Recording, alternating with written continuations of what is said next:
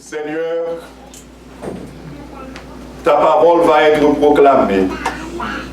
Veuille nous utiliser et que dans ta grâce infinie, cette parole serve à la sanctification de nous tous.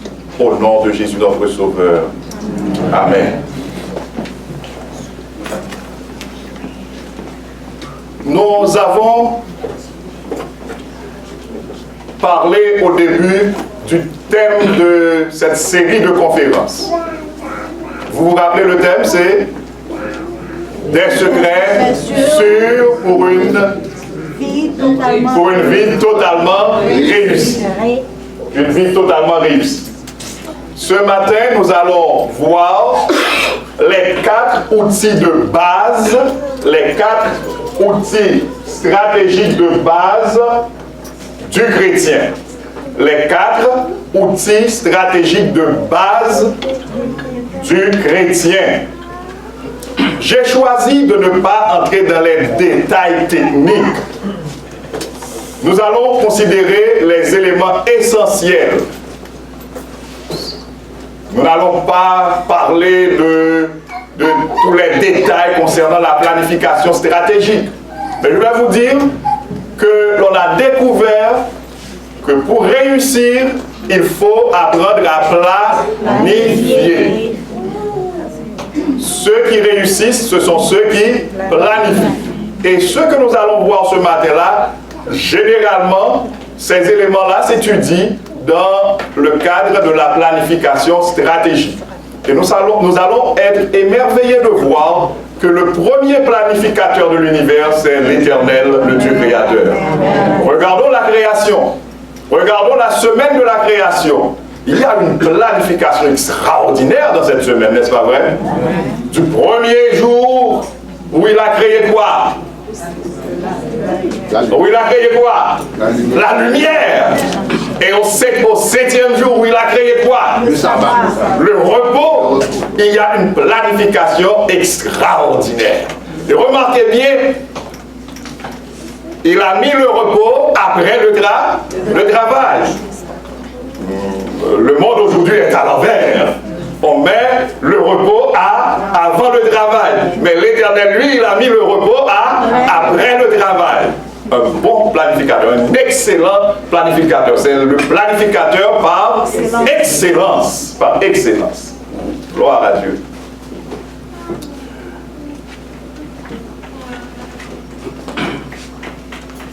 Nous allons voir 4 éléments que nous appelons, dans le cadre de cet entretien, 4 outils de base. Les 4 outils stratégiques de base du chrétien. Pour que le chrétien puisse avoir du succès, il doit utiliser ces 4 outils stratégiques. Nous devons nous rappeler d'abord notre mission, ensuite notre mandat, puis notre vision et pour finir nos valeurs. Il est important, bien-aimé, il est indispensable à la réussite du chrétien que celui-ci se rappelle sa mission, son mandat, sa vision et ses valeurs. S'oublier ça yo ou perdu. C'est oublier ça yo ou échouer. Et c'est tout le monde en haut la tête. Tous les hommes en général doivent se rappeler ces 4 éléments dans leur existence. Leur mission, leur mandat, leur vision et leurs valeurs. Nous allons mettre ces éléments-là dans un contexte chrétien. Mais je vous dirai, chaque humain, chaque personne qui vit sur cette terre doit avoir une mission. Doit aussi avoir une vie, une vision, un mandat et aussi des valeurs sûres. C'est important, important. Alors, de ces 4 éléments vont dépendre aussi nos buts, nos objectifs nos priorités, nos choix. Mes buts, mes objectifs dans la vie, mes priorités, mes choix dépendent de quoi? Dépendent de ma mission, de mon mandat, de ma vision et de mes valeurs. Si je ne connais pas ma mission, je vais mal choisir. C'est quoi? Alors, non seulement nos buts, nos objectifs, nos priorités, nos choix, mais aussi notre succès comme notre réussite, ou aussi notre échec dépendent de ces éléments-là, de notre mission, de notre mandat, de notre vision et de nos valeurs. C'est très important, extrêmement important.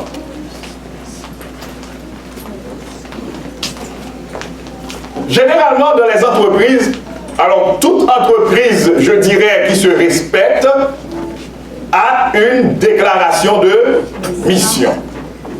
C'est vrai que les techniciens donnent beaucoup de définitions, mais en gros, c'est quoi la mission? C'est quoi la déclaration de mission? C'est dans la déclaration de mission, on doit trouver quand même ces éléments. Peu importe l'école à laquelle on appartient, mais on va toujours parler de identité. Dans ma déclaration de mission, dans la déclaration de mission d'une entreprise, il y a l'identité. Qui suis-je? Qui s'amie? Qui s'amie? Une entreprise qui a fait soulier, son entreprise qui a fait soulier. Une entreprise qui a construit caille, son entreprise qui a construit caille. Donc on doit savoir ce que l'on est, son identité. C'est important de connaître son identité. La déclaration de mission aussi nous dit pourquoi je suis là, ma raison d'être. Je dois savoir pourquoi je suis là. Écoutez bien. Nous sommes plusieurs ici ce matin. Nous sommes nombreux dans cette salle ce matin. Mais chacun doit avoir une mission. Dans cette déclaration de mission, on doit savoir qui on est et pourquoi on est là, pourquoi on est sur terre, pourquoi on existe.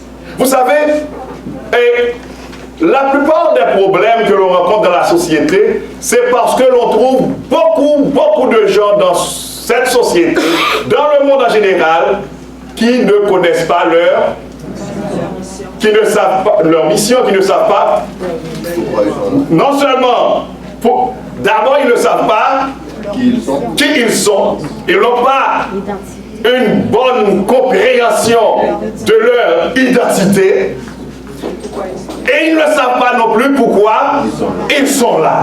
On est là. Nous là. Non, ça ne doit pas être ainsi. On doit savoir pourquoi, on doit savoir qui on est. Et si je vous demande qui vous êtes, immédiatement vous allez me répondre, nous sommes des enfants de Dieu. Amen. Des enfants de Dieu. Très bien, on ira plus loin. Et dans la déclaration de mission aussi, on doit savoir qui suis-je appelé à servir. Remarquez bien, et la plupart des gens courent après l'argent. Mais on a découvert que les entreprises qui gagnent beaucoup d'argent, ce sont les entreprises qui priorisent le service. Les gens aussi qui gagnent beaucoup plus d'argent dans le monde, ce sont ceux qui priorisent le service. C'est pourquoi dans une déclaration de mission, on identifie aussi qui on est appelé à servir, la population cible. Et aussi, c'est facultatif, mais dans certaines déclarations de mission, on rencontre le niveau de qualité de service que l'on doit offrir. Quelle doit être ou quelle est la déclaration de mission du chrétien? Alors je vous invite à ouvrir votre Bible avec moi dans 1 Pierre chapitre 2. 1 Pierre chapitre 2. Et nous lisons à partir du verset 9. À partir du verset 9. 1 Pierre chapitre 2, à partir du verset 9. Qu'est-ce que nous lisons? Vous, au contraire, vous êtes une race élue, un sacerdoce royal, une nation sainte, un peuple acquis, afin que vous annonciez les vertus de celui qui vous a appelé des ténèbres à son admirable lumière. Arrêtons-nous un instant. Et ici, dans ce passage biblique que nous venons de lire, nous trouvons des éléments importants. Quels éléments avons-nous trouvé? Nous avons trouvé l'identité. Comme identité, qu'est-ce que je suis? Où sont nos amis visiteurs qui sont dans la salle? J'aimerais voir tous les visiteurs, adventistes et non-adventistes qui sont dans la salle. Je sais que presque tout le monde ici sont des visiteurs. Et ici, juste levez la main. Merci, gloire à Dieu, gloire à Dieu, gloire à Dieu. Je rends gloire à Dieu que vous soyez avec nous et bienvenue encore une fois. Et je veux voir que vous serez avec nous plus tard et tout le reste de la semaine. Amen. Je compte sur votre présence. Amen. Bien. Alors, il y a un premier élément ici, c'est l'identité. Comme identité, qu'est-ce que nous trouvons? Nous sommes une race élue, un sacerdoce royal, une nation sainte, un peuple acquis, une race élue, une race choisie de l'Éternel. Amen. Écoutez bien, si d'autres personnes peuvent souffrir de complexes d'infériorité, de problèmes d'estime de soi, mais pas nous, bien-aimés. Pas nous. Pourquoi? Pourquoi? Parce que nous sommes une race élue, choisie de l'Éternel, un sacerdoce royal, une nation sainte et un peuple acquis. Alléluia. Amen. Donc, si quelqu'un veut m'humilier, c'est son affaire. Mais moi, je sais qui je suis. Amen. Je sais qui je suis. Tu sais qui tu es. Et si tu ne savais pas qui tu es, ce matin, l'Éternel te dit que tu es une race élue, un sacerdoce royal. Tu es appelé à officier comme prêtre, comme prêtresse pour l'Éternel des armées. Ça, c'est extraordinaire. On ne doit jamais l'oublier. On ne doit pas oublier son identité. Et je m'adresse particulièrement aux jeunes. Et souvent, quand on va à l'école, au cégep, à l'université, même au cours secondaire, voilà, on trouve d'autres personnes, d'autres élèves, d'autres étudiants qui veulent vous rabaisser, soit parce que vous êtes fils d'immigrants ou bien immigrants, etc., ou bien à cause de la couleur de votre peau, tout ça. Écoutez bien, sachez que vous n'êtes pas n'importe qui. Vous n'êtes pas n'importe qui. Vous êtes de la race élue. Vous êtes du sacerdoce royal de l'Éternel. Vous êtes de cette nation que l'Éternel a mise à part pour lui. Alléluia. Amen. Si au travail là où vous êtes, on veut vous rabaisser, alors comprenez bien, ne vous laissez pas faire. Que votre esprit reste intact parce que vous êtes membre de la race choisie de l'Éternel. Amen. Amen. Il ne faut jamais oublier son identité. Mais il y a aussi un autre élément dans le texte. C'est quel élément? La mission. Ah, pourquoi on est là? Pourquoi on est là? Pourquoi on est là? Pourquoi on existe, frère Lubin?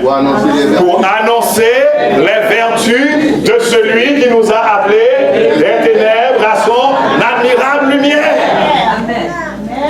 C'est pourquoi on est là.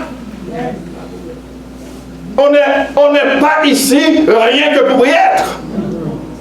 On n'est pas ici rien que pour venir s'asseoir dans une assemblée. On n'est pas membre d'un club. d'un simple club social. On est là pour faire quoi? Pour annoncer les vertus de celui qui nous a appelés des ténèbres à son admirable lumière. Pas n'importe quelle lumière. Pas n'importe quelle lumière, son admirable lumière. Il n'y a pas de lumière pareille à la lumière divine, bien-aimés.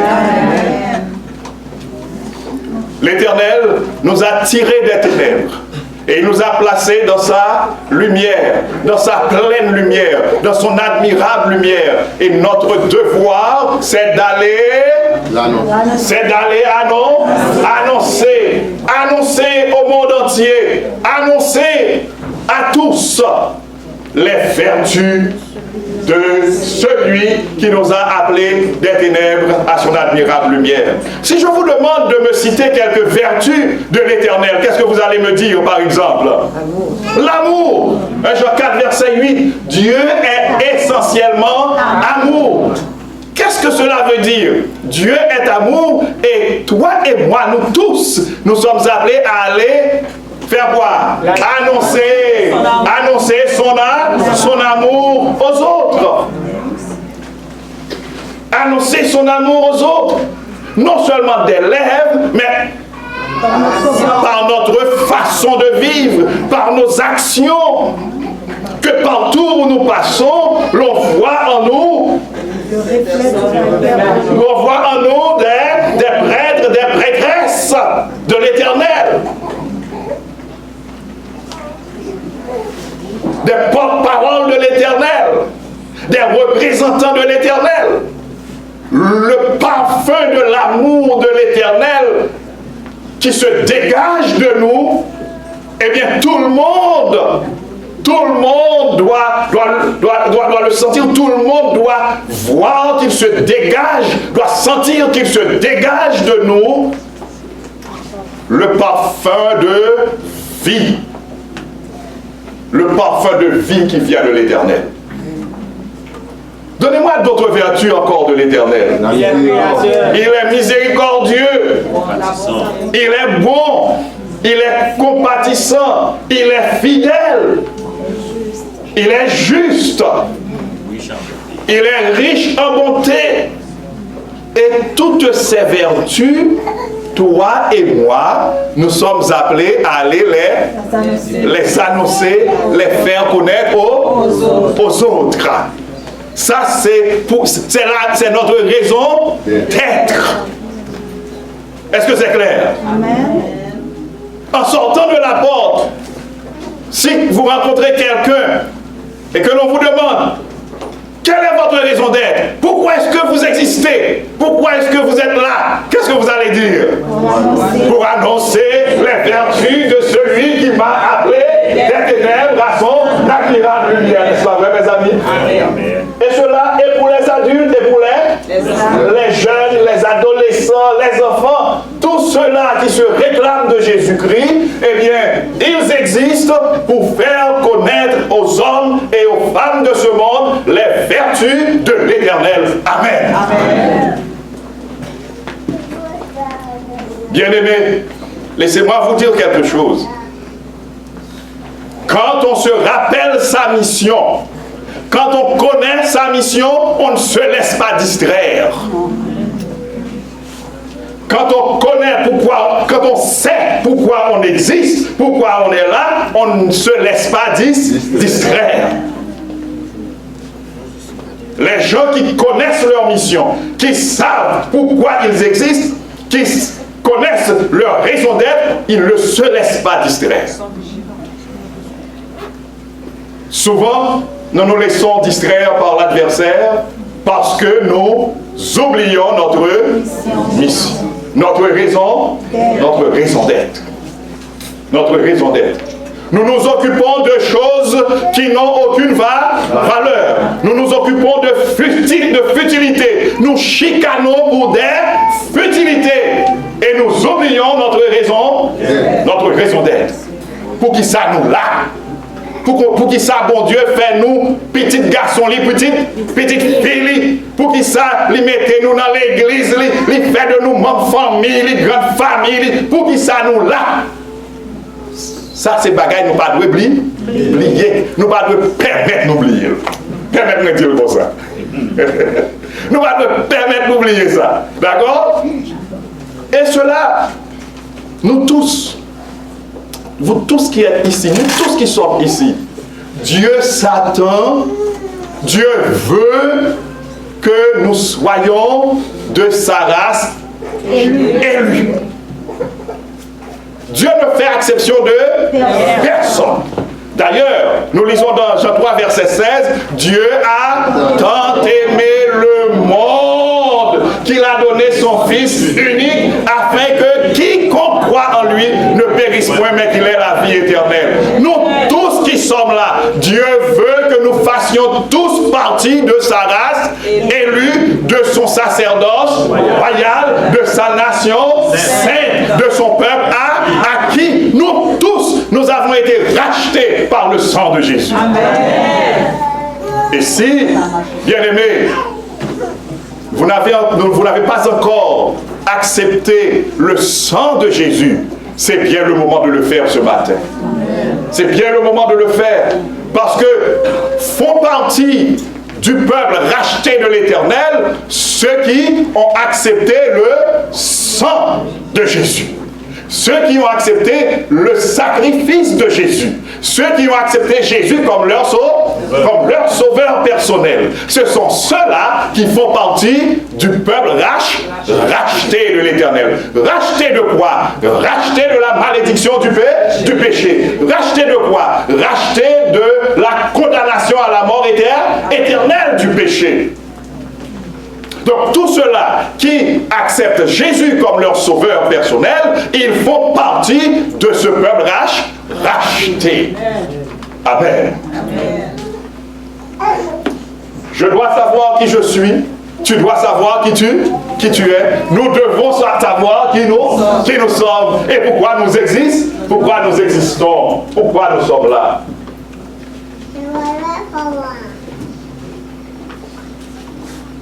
Nous avons vu aussi que nous devons savoir aussi qui nous sommes appelés à servir. Remarquez, si vous lisez tout le reste, l'apôtre Pierre, dit au verset 10, vous qui autrefois n'étiez pas un peuple, et qui maintenant êtes le peuple de Dieu, vous qui n'aviez pas obtenu miséricorde, et qui maintenant avez obtenu miséricorde, bien-aimés, je vous exhorte, comme étrangers et voyageurs sur la terre, à vous abstenir des convoitises charnelles qui font la guerre à l'âme. Ayez au milieu des païens une bonne conduite, afin que là même où ils vous calomnient comme si vous étiez des malfaiteurs, ils remarquent vos bonnes œuvres et glorifient Dieu au jour où il les visitera. Nous sommes appelés à faire quoi encore? À faire connaître les vertus de l'Éternel à ceux qui ne l'ont pas encore connu, à ceux qui ne le connaissent pas encore. Et cela, où que nous passions, ou que Dieu nous permette de mettre les pas, eh bien, nous sommes appelés à annoncer ses vertus, annoncer les vertus de l'Éternel à tous ces gens-là. Il y a le mandat aussi. Nous avons parlé de quoi? Mission. Vous n'êtes pas avec moi, non? Mission. La identité se trouve dans la mission. Les 4 outils. Mission, mandat, vision, valeur. Ok. Le mandat, c'est quoi? Alors, quand vous prenez une entreprise, il y en a qui mettent la mission tout court, tout simplement. Il y en a qui mettent mission et mandat. Ok? Mais le mandat se réfère surtout à l'activité principale de l'entreprise. Quelle activité suis-je appelé à entreprendre? Quelle activité suis-je appelé à entreprendre? N'oubliez pas, nous avons dit, pour commencer, que nous parlerions de 4 outils stratégiques de base du chrétien. Alors, nous allons nous demander quel est le mandat chrétien. À quelle activité Dieu veut que le chrétien se livre. Quelle activité Dieu veut que nous entreprenions en tant que ses enfants, en tant que disciples de Jésus-Christ. Nous avons vu notre mission. Maintenant, nous sommes à notre mandat. En tant que disciples de Jésus-Christ, quelle doit être notre principale activité? Matthieu 28, verset 18 à 20. Ouvrez votre Bible. Si vous avez votre téléphone, là, si vous avez une application sur votre téléphone, sur votre tablette, ouvrez. Lisons. Matthieu 28, verset 18 à 20.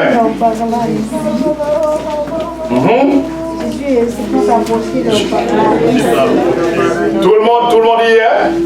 Amen. Tout le monde y est? Amen. Ok.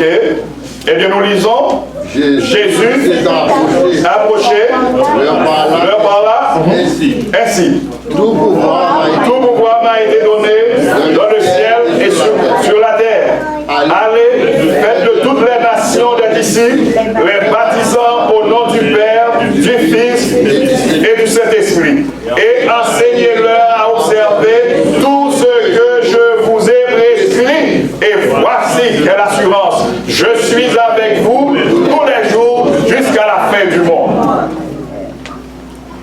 Jésus s'étant approché de ses disciples, alors il y avait combien? Au verset 16, combien étaient-ils présents?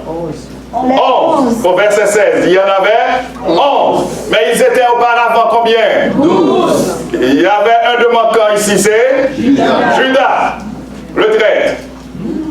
Donc tous les disciples de Jésus qui ne sont pas des Judas, on est là? Tous les disciples de Jésus qui ne sont pas des traîtres, Jésus s'adresse à eux ici. Amen. Amen. Amen. Amen. On comprend ce que je veux dire? On comprend? Ici, Jésus s'adresse à tous ceux-là qui... Judas n'y était pas. Jésus s'est adressé à ses 11. Notez bien, les 11 n'étaient pas parfaits. Vous vous rappelez les bévues de Pierre? Oui. C'était des imparfaits, mais qui aimaient Dieu, qui luttaient, qui voulaient rester fidèles. Ok. Alors, ne vous découragez pas. Peut-être que comme Pierre, vous avez trahi Jésus. Peut-être que comme Pierre, à une époque, j'ai trahi Jésus. Mais Jésus, dans son amour, il est tout disposé à nous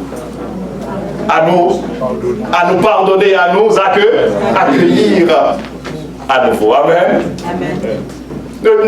Pigor dit, oh mais non, c'est fini pour moi parce que je t'ai fait tel péché. Non. Non. Si vous avez conscience qu'on t'a trahi Jésus, c'est que l'Esprit bon Dieu a parlé à vous toujours. Amen. Si vous pouvez prendre conscience que vous avez trahi le Maître, c'est que l'Esprit de Dieu est encore présent à côté de vous. L'Esprit de Dieu est encore en train de vous parler. C'est maintenant le moment de votre salut. C'est maintenant le moment de votre salut. Ce n'est pas demain, c'est maintenant. Et alors, remarquez bien, moi, ce que j'aime en Dieu, il ne se dit pas miséricordieux, mais il est miséricordieux. Il ne se dit pas miséricordieux, il est miséricordieux. Vous vous rappelez les bévues d'Aaron? Qui parmi vous allait réintégrer Aaron et le nommer souverain sacrificateur après ce qu'il avait fait?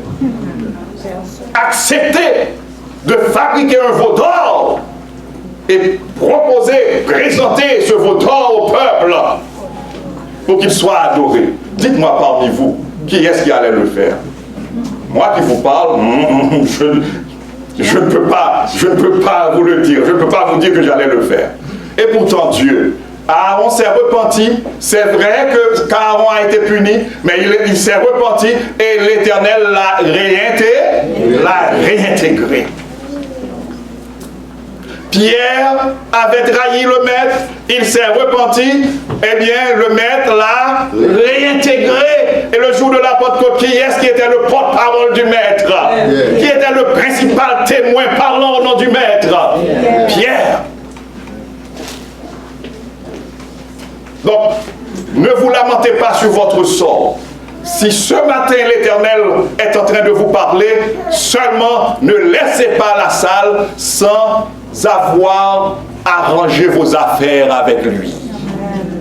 Ne laissez pas la salle. Pas quitter salle-là, sont pas ranger les affaires avec lui.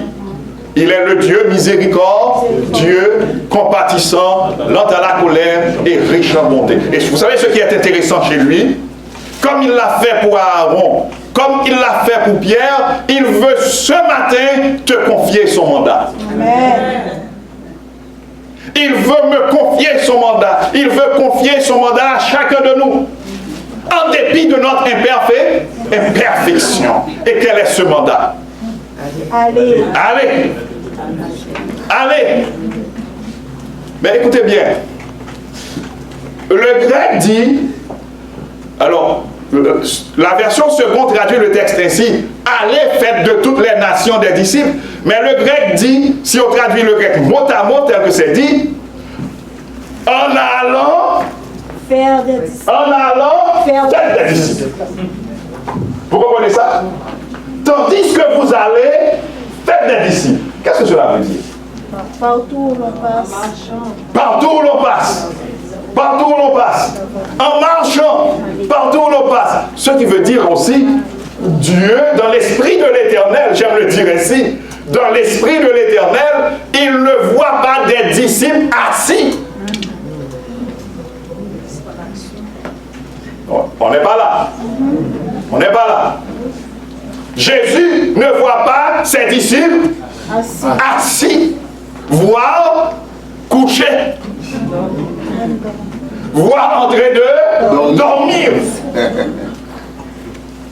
Est-ce qu'on est là? En allant faire des disciples. Donc l'action ici, l'action c'est faire des disciples. Jésus nous invite à faire des disciples. En allant, faites des disciples. Faites des disciples. On est à l'école. Faites des disciples. Oh non, vous n'êtes pas là. On est à l'école. Faites des disciples. On est au travail. Faites des disciples. On est dans le bloc là, et là où l'on a son appartement, faisons des disciples. Nous sommes à l'école, faisons des disciples. Nous sommes au marché, faisons des disciples. Nous sommes à l'université, faisons des disciples. C'est notre mandat. C'est notre mandat. C'est notre mandat. Faisons des disciples. Et si vous ne saviez pas le faire hier, aujourd'hui, la voix du Seigneur est en train de vous le dire. Dieu veut vous appeler à être témoin de Jésus-Christ pour aller faire des disciples. Pour aller faire des disciples. Et faire des disciples entraîne quoi? Entraîne quoi? Regardez 1 Corinthiens 11, verset 1er. 1 Corinthiens 11, verset 1er.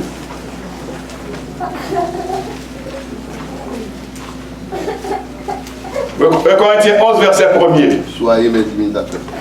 Oh! L'apôtre Paul était un témoin de Jésus-Christ. Un témoin de Jésus-Christ. Est-ce que vous êtes avec nous? Ah, vous n'êtes pas là, vous n'êtes pas là, vous n'êtes pas là. C'est l'apôtre Paul qui a écrit l'épître, la première épître aux Corinthiens. Paul était un... Paul était un témoin de Jésus-Christ. Et qu'est-ce qu'il dit dans 1 Corinthiens 11, verset 1er?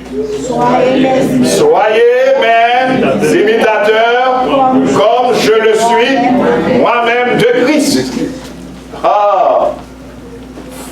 Ce mandat implique une grande responsabilité. Parce que, écoutez bien, quand on se réfère au temps de Jésus, le disciple était quelqu'un qui suivait le maître partout, qui apprenait les us et coutumes du maître, qui apprenait, je dirais, les qualités comme les défauts du maître. Est-ce que vous comprenez ça? Quand on parle de disciples, vous comprenez, dans le temps, c'était parfois, si nous prenons par exemple Platon et Socrate, tout ce qui est écrit sur Socrate, on dit que ça a été écrit par Platon. Pourquoi? Parce que Platon suivait minutieusement Socrate, pas à pas.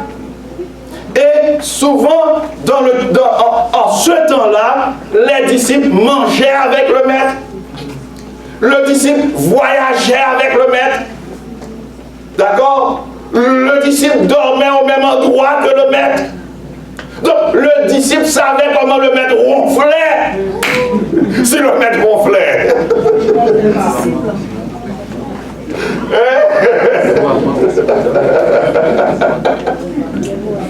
Est-ce que vous voyez ça? Et c'est dans ce sens que l'apôtre Paul dit dans 1 Corinthiens 11, verset 1er, soyez mes imitateurs comme je le suis moi-même de Christ. Si je veux que l'autre soit disciple de Jésus-Christ, moi je me dis disciple de Jésus-Christ, je dois par la grâce de Dieu m'offrir un exemple à cette personne. Ce n'est pas facile. Ce n'est pas facile. Mais Dieu qui nous appelle, il peut aussi pourvoir. Oh, je me rappelle cette phrase d'Abraham. Quand Isaac lui a demandé, Père, lui a dit, Père, je vois du bois, du feu, de l'encens, tout ça, mais où est l'agneau pour le sacrifice? Abraham de répondre, Dieu y pourvoit. Ne nous lamentons pas sur nos faiblesses, sur notre faiblesse chronique. L'Éternel des armées est le Tout-Puissant. Il est tout disposé à nous donner son Saint-Esprit. Et son Saint-Esprit, oh, l'apôtre Paul dira, je puis tout par celui qui me fortifie. Son Saint-Esprit peut nous aider à être de bons modèles. Laissez-moi vous poser une question. Où est-ce qu'il est beaucoup plus difficile, le plus difficile d'être un modèle de Jésus? Parmi les païens. Ah! J'ai entendu la réponse. Au foyer. À la maison.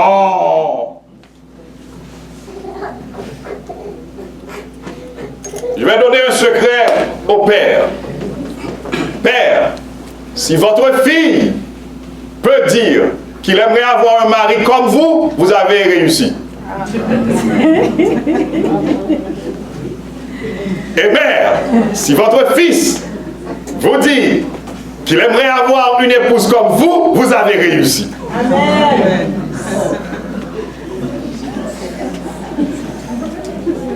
On est là? On est là? On est là. C'est au foyer. Pourquoi? Pourquoi? Parce que plus on est proches les uns des autres, plus la friction est possible. Plus il est possible qu'il y ait des frottements. Et sans l'huile de l'amour de l'Éternel, eh bien les pièces vont se frotter les unes contre les autres, et puis ce sera un moteur foyer va être un moteur brisé. Et laissez-moi vous dire quelque chose. Quand ça marche mal au niveau de la famille, ça va marcher mal aussi au niveau de l'Église. Ça va marcher mal aussi au niveau de la société. Donc, le premier endroit où je dois demander à Dieu de m'aider à être un bon témoin, c'est dans ma famille, à la maison. Je dois pouvoir dire, je dois demander à Dieu de m'aider à pouvoir dire à ma femme et à mes enfants, soyez mes imitateurs comme je le suis moi-même de Jésus-Christ. Chacun de nous ici ce matin est appelé à faire cette prière à l'Éternel. Demandons à Dieu de nous aider à être un modèle d'abord pour les membres de notre famille. D'abord pour les membres de notre famille. D'abord. Et ensuite, on ira à l'église. Voyez, parce qu'on est frères et sœurs. Chaque jour, on se rencontre. On est au comité ensemble. Il est possible que l'on piétine par accident. Et parfois, il y en a qui le font par exprès. L'autre. Et alors, là encore, il faut demander à Dieu la possibilité d'être des modèles. Faites des disciples. Faites des disciples. Commençons par faire des disciples au foyer. Laissez-moi vous poser une question. Vous savez pourquoi? On n'a pas dit ça fort. Alors, l'une des raisons qui porte la plupart des enfants, la plupart des jeunes à abandonner l'église, vous savez pourquoi? Problème de famille, problème de foyer. Et souvent, vous savez ce qui arrive? Les enfants découvrent que nous sommes hypocrites. Les enfants découvrent que nous sommes hypocrites. Ce que nous disons n'est pas ce que nous faisons.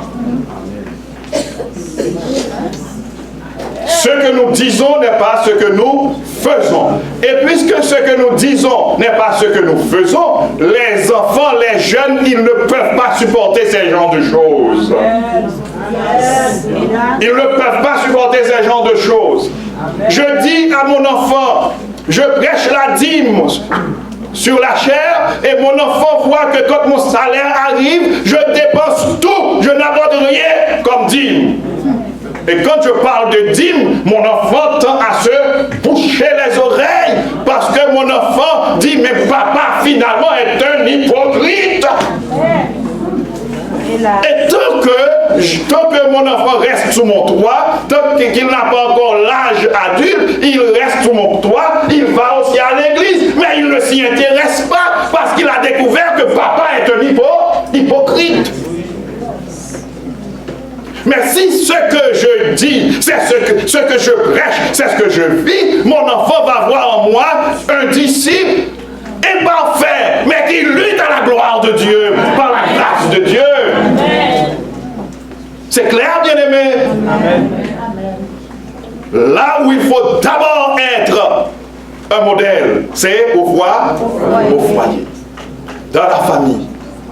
Je ne peux pas, tu ne peux pas de par toi-même, je ne peux pas de par moi-même, mais par la grâce de Dieu, grâce à la puissance du Saint-Esprit de Dieu, nous y arriverons à la gloire de l'Éternel. Le mandat.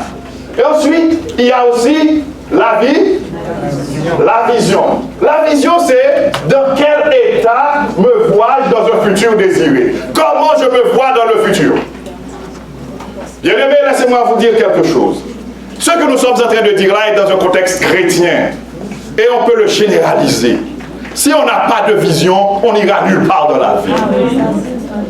Et je veux m'adresser encore une fois aux jeunes en particulier. Vous avez des opportunités, chers jeunes, que nous autres, vos parents, n'avons pas eues. Est-ce que vous avez bien entendu?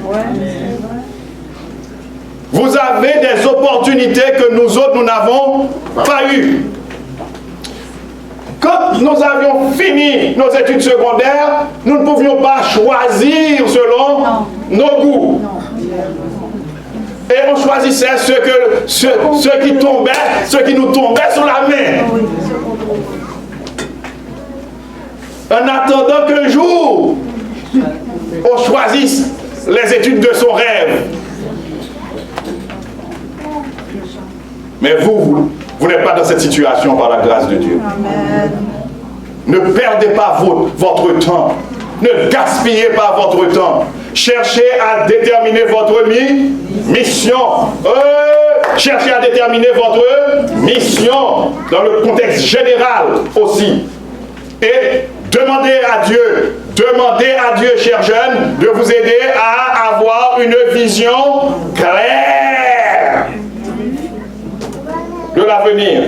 Dans quel état voulez-vous être?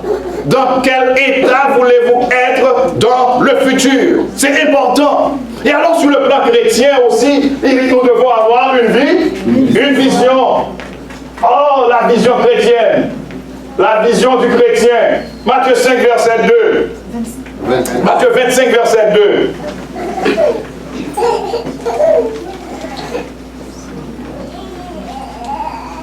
Matthieu, alors, Matthieu 25, il semble que ce n'est pas le verset 2, c'est verset 22. C'est verset 21, Matthieu 25, verset 21 et 21 et 23. Merci. Matthieu 25, verset 21 et 23. Qu'est-ce que nous lisons? Son maître lui dit, c'est bien, bon et fidèle serviteur. Tu as été fidèle en peu de choses, je te confie, entre dans la joie de ton maître. Ce sont les mêmes paroles qui vont être répétées au verset 23. D'accord? C'est bien, bon et fidèle serviteur. Tu as été fidèle en peu de choses, je te confierai beaucoup. Entre dans la joie de ton maître. Chrétiennement parlant, nous devons avoir une vision. Vous devez avoir votre vision sociale. Mais laissez-moi vous dire quelque chose. C'est important. Je vous ai dit au départ que toute votre vie dépend de votre mission, de votre vision, de vos valeurs, tout ça. D'accord? Je vais vous donner un exemple simple. Un exemple très simple. Très simple. Si, par exemple, après avoir prié, après avoir bien étudié mes dons, mes talents, et après avoir pris conseil de certains aînés, de certains spécialistes, etc., finalement, je me rends compte que je suis appelé à servir, par exemple, dans le domaine de la santé. Un exemple. Je veux devenir, par exemple, médecin. Un exemple. Est-ce que vous pensez que... Alors, je n'ai pas encore choisi ma partenaire. Est-ce que vous pensez que je peux me permettre de choisir une fille qui est très très jalouse? Non, jamais. Ça ne marche pas. Pourquoi? Parce que vous allez accueillir beaucoup de clients. Je vais rencontrer beaucoup de patients, des femmes. On va rentrer tard. On va rentrer tard. On ne rentre pas. Parfois on ne rentre pas. Parfois on est au lit et on reçoit un coup de fil. Pour un patient, il faut laisser immédiatement pour se rendre à l'hôpital. Vous allez les évaluer aussi. On va les évaluer. Ah! Est-ce que vous comprenez ce que je vous dis? À partir de sa mission, on va déterminer tous les autres choix. C'est clair? C'est à partir de sa mission. que l'on va même choisir ses études. Vous comprenez ça? C'est la même chose aussi pour la vie chrétienne. La même chose pour la vie chrétienne. Tout dépend de votre choix. Puis je connais ma mission maintenant. Je sais que je suis membre de la race élue de Dieu. Je sais que je suis appelé à annoncer les vertus de mon Créateur, les vertus de mon Rédempteur, celui qui m'a appelé des ténèbres à son admirable lumière. Je sais qu'il m'a confié un mandat. Ça, c'est d'aller faire des disciples. Et je sais que pour faire des disciples, moi aussi je dois être un bon disciple de Jésus-Christ. Maintenant, tous mes choix vont être déterminés, vont être orientés à partir de ces choses-là. C'est clair, bien-aimé? Amen. C'est clair? Amen. C'est très clair? Oui. Et quand on a oublié sa mission, quand on a oublié son mandat, et quand on n'a pas de vision, quelle vision ici avons-nous trouvé dans Matthieu 25? Remarquez bien, on se voit déjà parmi les fidèles serviteurs, les fidèles servantes. Amen. Amen. Oh, l'apôtre Paul va dire dans 2 Timothée, à la fin de sa vie, au soir de sa vie, j'ai combattu le bon combat, j'ai gardé la foi, désormais j'ai achevé la course, désormais la couronne de vie m'est réservée. Mais remarquez bien, chaque jour, Paul se voyait avec cette couronne. Vous ne me voyez pas? Il y en a qui s'endorment, je vais me taire. Chaque jour, Paul se voyait avec cette couronne. Il dormait, il se voyait avec la couronne. Est-ce qu'il avait déjà la couronne? Non. C'est ça, c'était sa vie. Il marchait, il voyait la couronne sur sa tête par la foi, pasteur Esther. Il mangeait, il voyait la couronne. Et il entendait les voix de Jésus qui lui disaient, viens bon et fidèle serviteur. Tu as été fidèle en peu de choses. Oh, dans la joie de ton maître, je te confierai beaucoup de choses. Amen. Amen. Nous devons vivre avec une vision claire, bien-aimés. On ne doit pas être là pour être là. On est à l'église pour être allé à l'église. On fréquente une assemblée rien que pour fréquenter une assemblée. Un ancien d'église m'a dit un jour, j'étais pasteur à Milo, et un ancien du Cosmo, le premier ancien, un bon premier ancien que j'avais là, un bon collaborateur, il m'a dit, passe. Conseil des gens qui viennent à l'église, c'est pour en termes, on va passer droit dans le cimetière.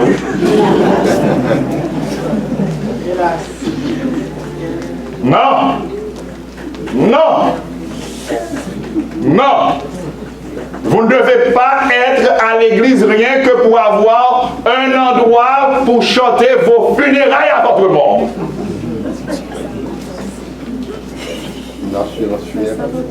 Non. Non. Vous devez être à l'église avec votre mission bien ancrée dans votre tête. Avec votre mandat bien ancré dans votre tête. Avec votre vision bien ancrée dans votre tête. Vous mangez, vous vous voyez déjà au ciel. Vous buvez, vous vous voyez déjà au ciel. On vous invite à une fête. Party. Vous vous voyez déjà au ciel. On vous invite à boire, vous allez vous demander, est-ce que l'on sert ça au ciel? Est-ce que quand je serai au ciel, je pourrai prendre ça, je pourrai boire ça? Est-ce qu'on va me servir ça au ciel?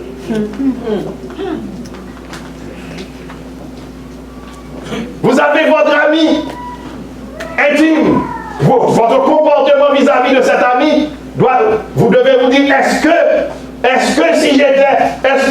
au ciel, sur la nouvelle terre, eh bien, les jeunes qui ne se sont pas encore mariés pourront faire du sleepover? Non, il y en aura pas, on va être comme des anges. Attention, je ne sais pas.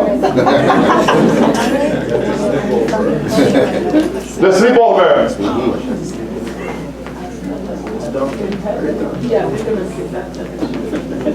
Je ne sais pas.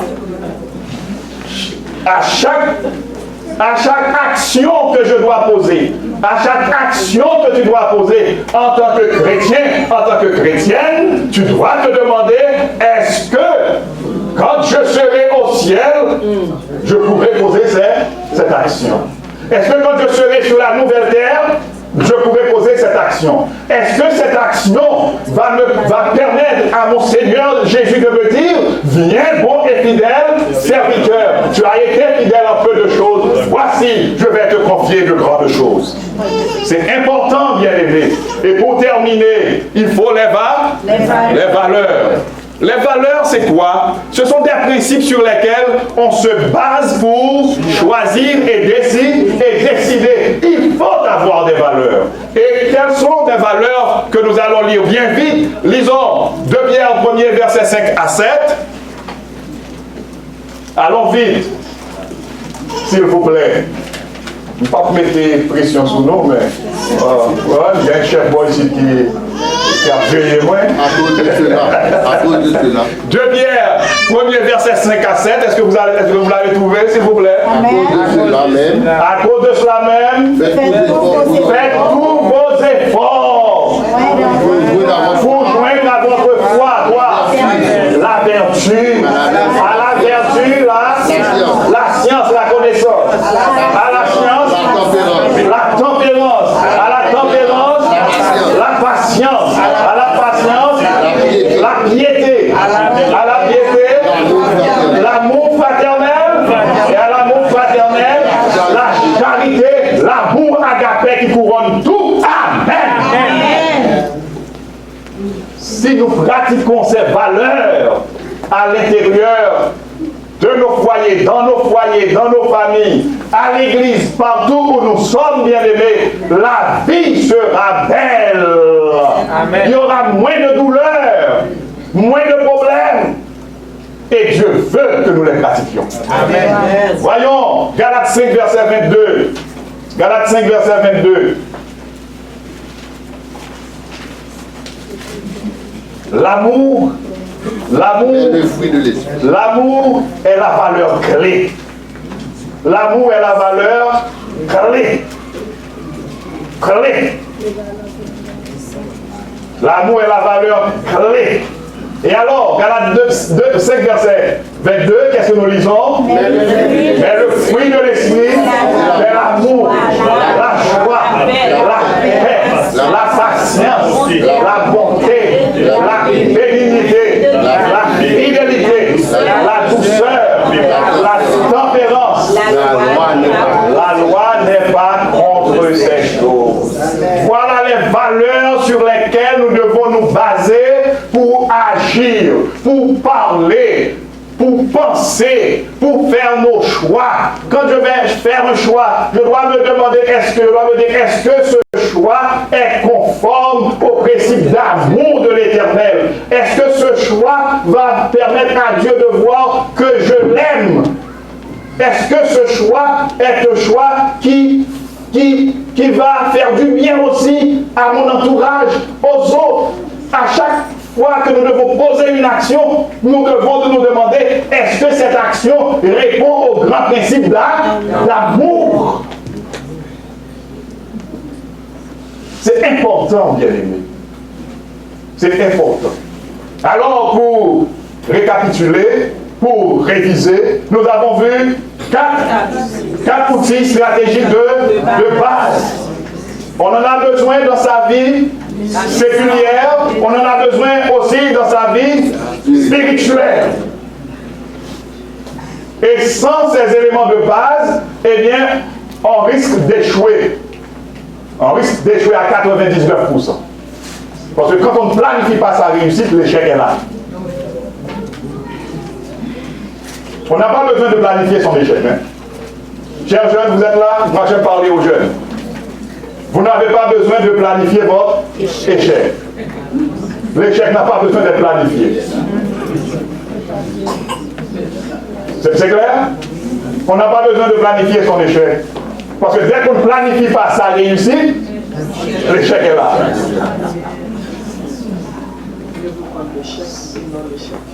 Ouais. Et non, si c'est avec l'échec, on n'a pas de chèque. C'est sûr. C'est sûr. C'est la même chose aussi pour le chrétien. Si vous ne planifiez pas votre réussite spirituelle, l'échec est là. Et il faut se rappeler, Samy. Oh, vous n'êtes pas là. Il faut se rappeler sa mission, ensuite son mandat, ensuite sa vision et ses valeurs. Vous ne devez pas vous retrouver quelque part où d'autres personnes soient en mesure de dire mais il n'est pas chrétien encore. Il n'est plus chrétien. Non, non, ça ne doit pas se faire. Je dispensais un cours de religion dans une classe de gestion et un jeune homme qui ne savait rien de Dieu auparavant, il était tellement émerveillé par les perles qu'il était en train de découvrir dans la parole de Dieu. Et arrivé à un niveau, arrivé à un certain moment, il m'a dit, mais, pasteur, un tel ne connaît pas ces choses. Un tel ne connaît pas ces choses.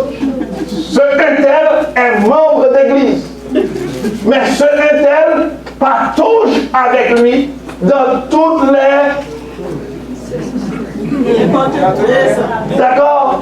Ce intel-là était son partenaire de toutes sortes de choses. Et quand lui, il était en train de découvrir la parole de Dieu, il était obligé de se demander en plein public, est-ce qu'un tel ne connaît pas ça? C'est triste.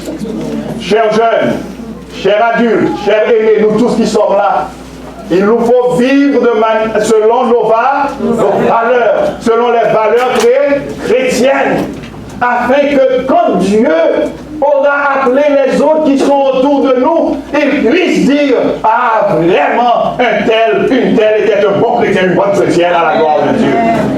On raconte l'expérience d'un homme, d'un missionnaire qui était allé vivre dans une tribu que l'on appelle généralement barbare, entre guillemets.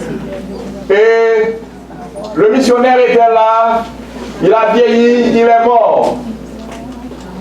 Et un autre missionnaire, des temps après, était venu leur parler de Jésus. Mais ce missionnaire ne leur a jamais cité le nom de Jésus, le premier. Et l'autre missionnaire qui était venu était en train de leur parler de Jésus. Et un vieillard de la tribu, s'est levé pour dire, oh monsieur, je connais cet homme, il a vécu parmi nous. Amen. Vous n'avez pas compris? Oui. Il n'a pas parlé de Jésus, mais il l'a dit. Le premier missionnaire, il ne citait pas le nom de Jésus, mais il vivait la vie de Jésus. Et quand l'autre missionnaire était venu des années après pour parler de Jésus, parce qu'on ne peut pas se permettre d'aller parler de Jésus dans certaines tribus. Et quand l'autre missionnaire était venu, parce que le terrain était déjà aplani, et bien quand l'autre missionnaire était venu, et bien le vieux là s'est levé pour dire, je connais cet homme, il a vécu parmi nous. Amen. Puisse l'Éternel puisse l'Éternel être en mesure de faire de moi, de toi ce matin, ce missionnaire-là. Ce missionnaire-là.